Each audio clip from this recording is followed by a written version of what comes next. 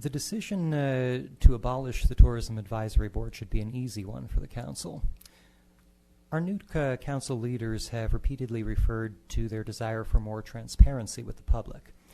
And that's the first issue with this board. It was not set up to actually be transparent with the public. It was set up to provide an appearance of transparency while simply having a quasi-public body that would rubber stamp whatever Lauren decided to put in front of them and pass it right along. Now, I realize that building out the whole tab and the tourism program has been very important to Lauren's career as she's accumulating points towards the next promotion and everything. But I'm not sure that that's really such a good reason why we as a city should have a tourism advisory board. There's also the question of how this board's rubber stamping has been moving money out of state.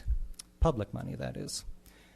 There used to be complaints in the Sedona community that the city was giving a couple million dollars a year to the Chamber of Commerce. But the Chamber of Commerce is at least a Sedona-based organization whose employees live and work in the area and spend their money in the area. The contract with DVA for the city's tourism program has now risen to about $1.6 million. All of that money is going to Oregon, not being spent here in our community. And again, I know this is probably very important for some city staff who will move on to DVA in a year or two, or who will work with them when at the next city they move on to, but again, not that beneficial for Sedona.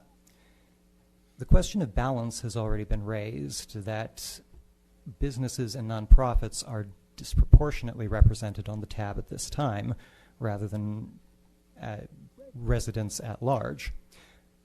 But something that's also missing is any voice on the board from the under 30s, who make up a big part of Sedona's tourism workforce. Now, the board has had its advantages. It has exposed some bad behavior on the part of several members. Now we know who believes in pseudoscientific things like vortexes and energy and the sacred land myth more than we did before. And we know who really hates tourists and considers them a different class of people who can be discriminated against. But, you know, additional information for public shaming really doesn't seem to rise to the level of justifying the maintenance of the tab. The city of Sedona does not have any business in the marketing or management of tourism in Sedona. This is best left to the businesses, and the city can start the process of getting out of that tonight by just pulling the tab.